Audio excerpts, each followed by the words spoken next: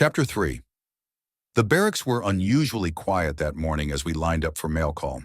At boot camp, mail was the one part of the day we could let our guard down without fear of a drill instructor swooping in to punish us. We'd gather in a loose circle, watching as the instructor sorted out letters and envelopes from home. Some guys joked around or teased each other, but I noticed some stayed at the back, almost hoping their names wouldn't get called. When I received a letter from my friend back home, it was like a lifeline. She'd update me on all the things that seemed so far away now. New music releases, funny things happening around town, random gossip that didn't mean much but still made me feel connected. The letters were small but powerful reminders of who I was outside of this place, and they took the edge off the relentless routine here. Not everyone looked forward to mail, though. Some guys dreaded it, fearing bad news or, worse, goodbye letters from girlfriends who couldn't handle the weight. Every piece of news we shared was a reminder that we carried each other's highs and lows, even if we rarely talked about it. After the fight that had broken out in the stairwell a couple of days ago, our numbers had thinned even more. We'd lost 11 guys to injuries. They were still recovering, stuck at the medical facility, and watching everyone else move forward. We all knew getting recycled or sent back to the start was a real possibility, and it haunted us. They'd told stories of recruits who spent nearly their entire enlistment stuck in boot camp, unable to complete the phases. The pressure was intense. As each phase got tougher, our numbers kept dropping. During Knowledge Week, a few recruits failed to meet the mark and were sent back to the start. The diving board was another challenge that weeded people out. Jumping in full camo, rifle in hand, and managing to keep the weapon above water required a technique that some struggled to master.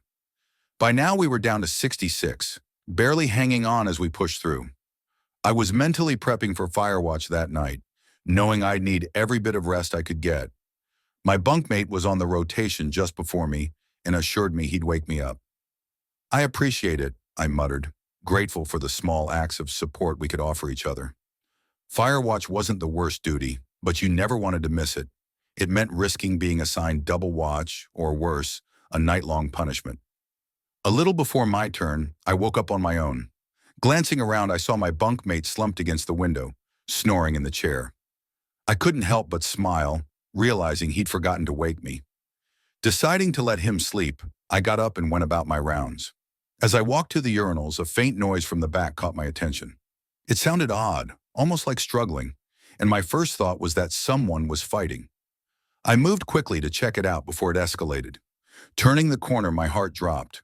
One of my fellow recruits was hanging by a bedsheet from the railing, his face twisted in terror.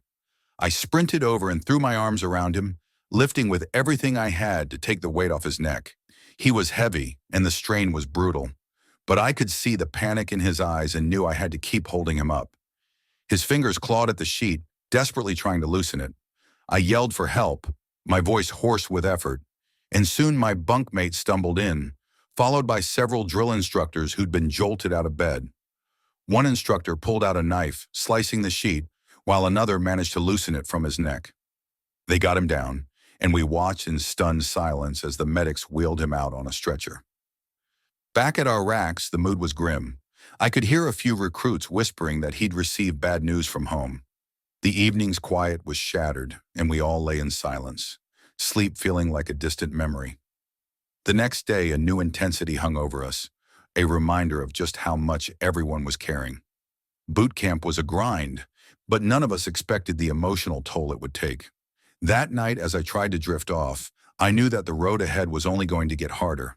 The crucible was still waiting, our ultimate test, but at this point it felt like we were already in it, fighting a battle none of us could escape.